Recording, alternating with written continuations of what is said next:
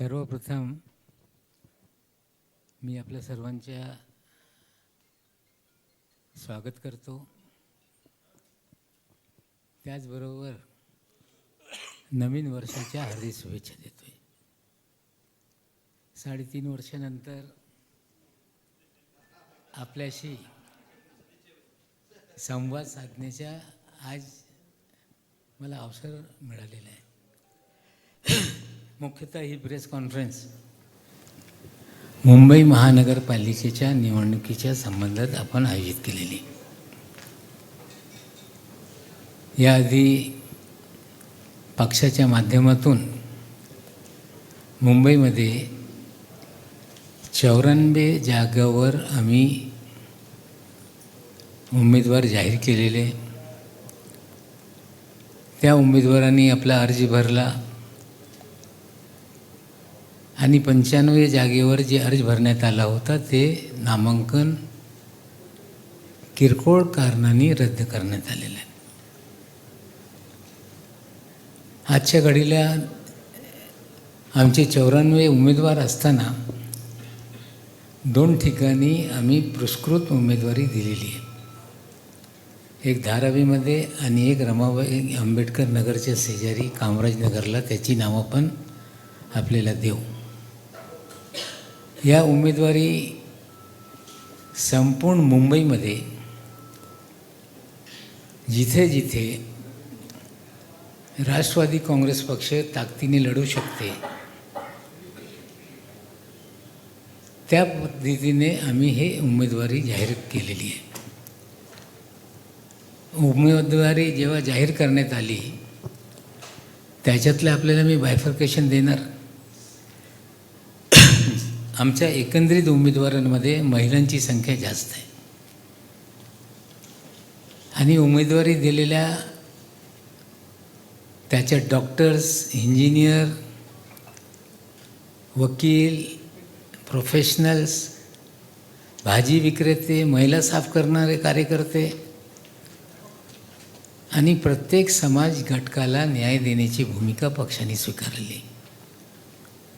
विशेषकर मराठी भाषिक किंवा या राज्यातले भूमिपुत्र सर्व जास्त असताना आम्ही या महाराष्ट्रामध्ये या मुंबईला जे लोक आपली कर्मभूमी समजत आहेत त्यांना पण संधी दिलेली.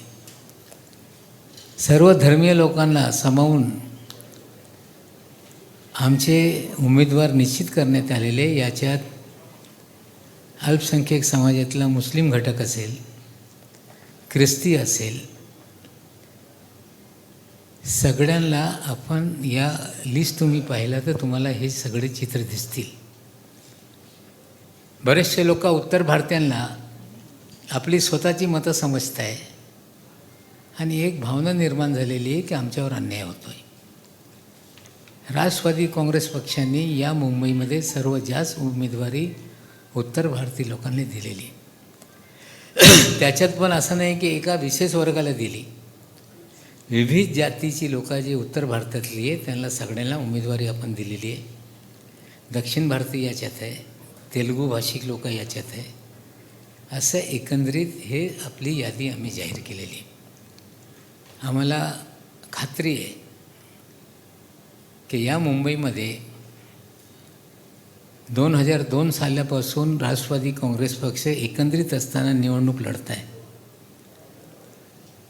आणि या पक्षाच्या बाबतीत असा एक आभास निर्माण करण्यात आलेला आहे की कधी हे 14च्या वर जात नाही.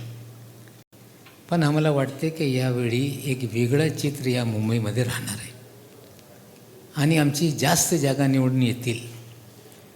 उमेदवारी देताना आम्ही जिथे कुठले उमेदवार टाकायचे हे चर्चा करून जी आमच्या निवडणूक व्यवस्थापन समिती करण्यात आली होती, ज्याच्या मी अध्यक्ष होतो. आमचे दोन्ही कार्याध्यक्ष सिद्धार्थ कांबळेजी, शिवाजीराव सना, जिशान सिद्दीकी, संजय तटकरे आणि 6 जिल्हाध्यक्ष हे सर्वांनी चर्चा करून खालचे कार्यकर्त्यांना चर्चा करून आम्ही ही सगळी उमेदवारी दिलेली आहे. आणि निश्चित रूपाने आम्हाला खात्री आहे की यावेळी राष्ट्रवादी काँग्रेस पक्षाची ताकद मुंबईमध्ये निश्चित रूपाने दिसेल लोकांना. आणि विशेष कर मी दादाचा आभार मानतो आहे की काही लोक माझ्या नावाने भूमभूम करत होते की हे असतील तर आम्हाला तुम्ही नको. दादांनी ठामपणे निर्णय घेतले आहे की नवाब मलिकच्या पाठीशी आम्ही उभे आहोत. आम्हाला तुमच्या युतीची गरज नाही आणि स्वबळावर लढण्याचा निर्णय झाला. त्याबद्दल मी अजित पवार साहेबांचा आभार मानतो.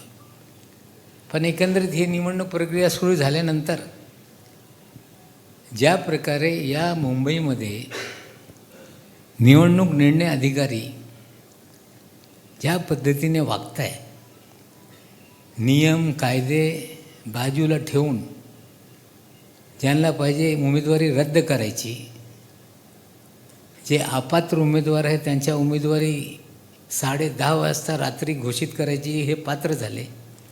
मला वाटते निवडणूक निर्णय अधिकाऱ्यांना कळलं पाहिजे की हे निर्णय देत असताना जे नियमावली जे कायदे या राज्यामध्ये करण्यात आलेले त्याच्या काटेकोरपणे अंमलबजावणी करणं ही त्यांची जबाबदारी.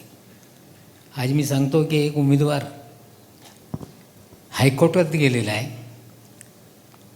एका उमेदवाराच्या फॉर्मबद्दल 10:30 वाजता निवडणूक निर्णय अधिकारी निर्णय घेत आहे आणि तो उमेदवार बेकायदेशीर बांधकाम त्यांनी केलेलं आहे. त्याचे पुरावे सादर केल्यानंतरही त्याच्या अर्ज बाद करत नाही, म्हणजे हे कुठेतरी कायद्याचं उल्लंघन करण्यात आलेलं आहे. आता लोक कोर्टात गेलेले. आमच्या 151 नंबर वार्ड जिथे गौतम साबळेच्या दिवंगत वंदना गौतम साबळे ही निवडणूक लढत आहे, तिथे जे राखीव जागेमध्ये उमेदवार भाजपच्या माध्यमातून देण्यात आलेला आहे.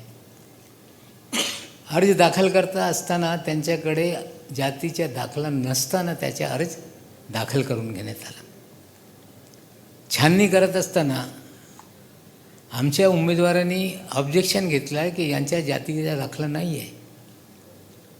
जातीचा दाखला जो दाखल करण्यात आला आहे त्याच्या वडिलाच आहे. तो महाराष्ट्राचा नाही राजस्थानचा दाखला आहे आणि तुम्ही अर्ज दाखल करून घेतला हे पण बेकायदेशीर आहे.